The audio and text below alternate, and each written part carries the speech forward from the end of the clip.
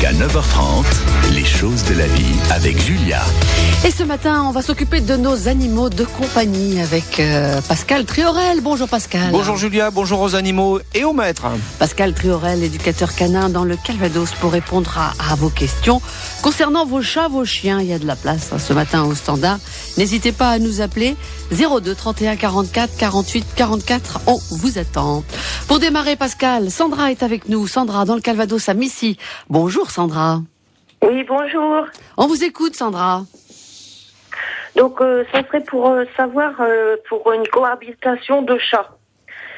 J'ai déménagé, moi j'ai une femelle et je vis avec mon ami qui a déjà un mâle. Et en fin de compte, le mâle prend le dessus sur ma femelle, quoi.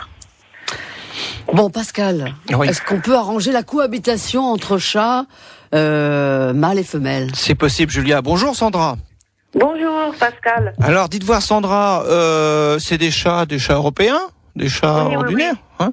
Oui. Donc la mienne c'est une écaille de tortue et puis autrement c'est D'accord. La chatte elle a été opérée quand ? Quel âge elle a ? À 6 mois. Enfin les deux ont été opérés à 6 mois. Et la mienne, elle a 6 ans, et le mâle, il a 3 ans. D'accord.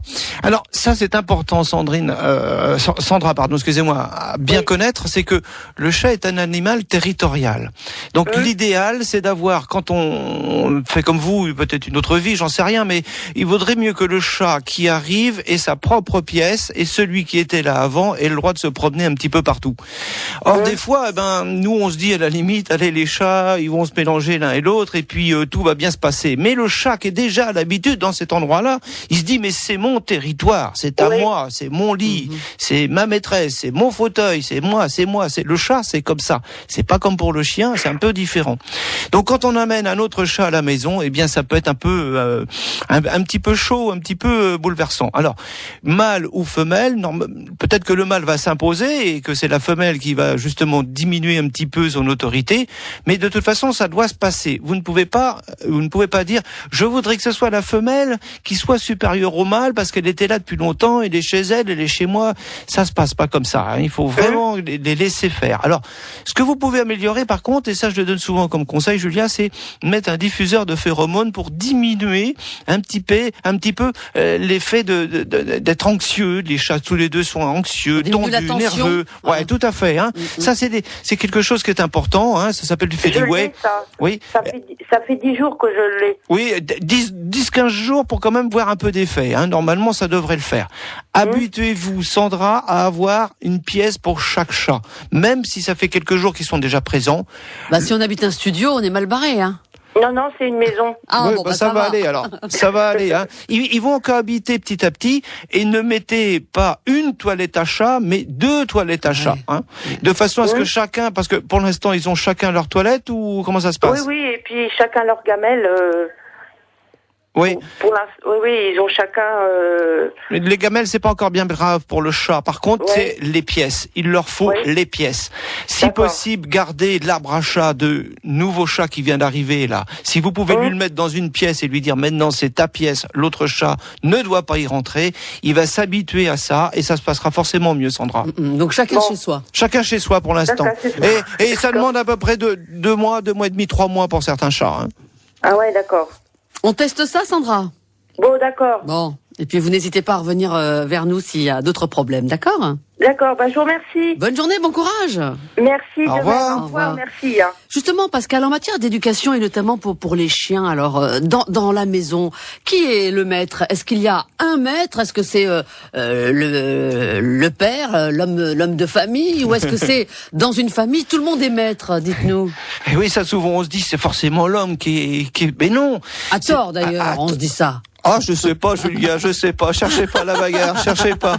Mais il y a une chose qui est sûre, c'est que moi je suis éducateur canin et pas dresseur. Effectivement, quand on fait du dressage, c'est-à-dire des chiens de garde, des chiens de chasse, etc., c'est plus facile d'avoir qu'un seul maître.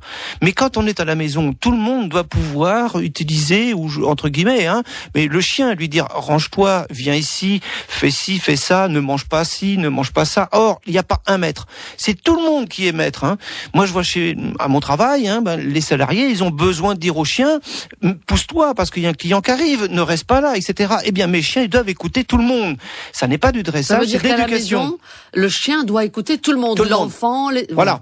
Il faut que tout le monde soit d'accord aussi. Il faut que tout le monde se mette d'accord sur les mêmes méthodes. Tout à fait. Il faut que tout le monde ait le même mot, le même moment, etc. Il faut simplement que on se pose quelques minutes à table et que tout le monde dise bon, maintenant le chien n'a plus le droit de monter sur le canapé, mais on est tous d'accord. Il n'a plus le droit de monter sur le canapé. Et puis si c'est l'enfant qui a 3-4 ans qui voit le chien qui monte sur le canapé, il l'enlève. Le chien n'a plus le droit de rentrer dans la chambre. Et bien si c'est dans la chambre de la jeune fille, hop, le chien il doit s'enlever. Tout ça, ça doit être mis vraiment en bonne coordination. Donc ces réunions de famille avant de parler éducation de l'animal, il faut que tout le monde soit d'accord. C'est pas mal de faire comme ça. Là, parce que sinon les conséquences c'est quoi?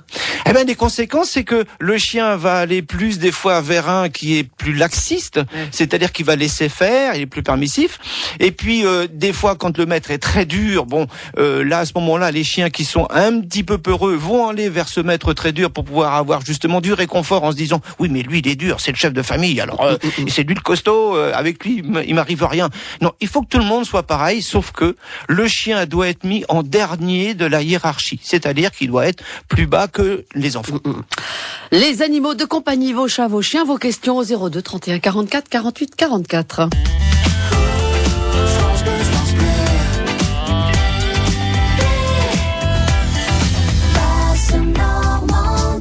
9h30, les choses de la vie avec Julia. Pascal Triorel, éducateur canin dans le Calvados, dans notre studio pour répondre à vos questions concernant vos animaux de compagnie, vos chiens, vos chats. Vous nous appelez au 02 31 44 48 44. Pascal, on va accueillir Odile qui est dans le Calvados à Ouistreham. Bonjour Odile. Bonjour à vous. On vous écoute. Pascal vous écoute, Odile. Alors voilà, moi j'ai un petit shih tzu qui a 1 an et demi et qui n'est pas du tout sociable avec les autres chiens surtout.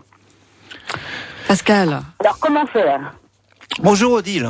Bonjour. Alors, 1 an et demi, c'est un mâle? Non, c'est une femelle qui a été stérilisée. Elle avait quel âge quand elle était stérilisée? Elle avait entre, on va dire, 6 et 7 mois. Pourquoi même pas avant ses premières chaleurs. D'accord. Entre 5 et 6, voilà. Mais pourquoi vous l'avez stérilisée si tôt? Par le conseil du vétérinaire qui nous avait dit ne pas attendre forcément d'avoir ses premières chaleurs, de le faire avant.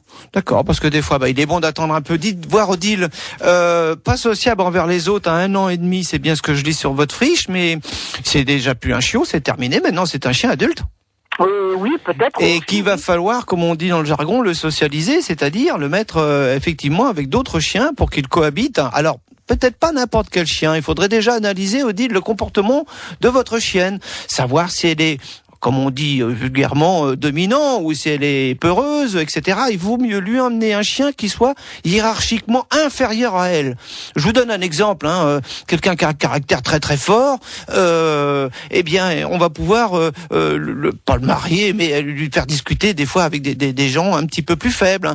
Eh bien là, ça va être un peu pareil. Il faut retrouver une cohabitation, c'est-à-dire que le chiot, votre chien maintenant 1 an et demi, doit pouvoir accepter les chiens qui sont à côté de lui. Alors, commencez peut-être par des chiots de 6 mois, 6-7 mois. Parce que lui, le chiot, il touche pas la hiérarchie. Il s'en occupe pas de ça. Il veut simplement courir et jouer. Et là, votre chienne va pouvoir redémarrer à jouer comme elle aurait eu 6-7 mois.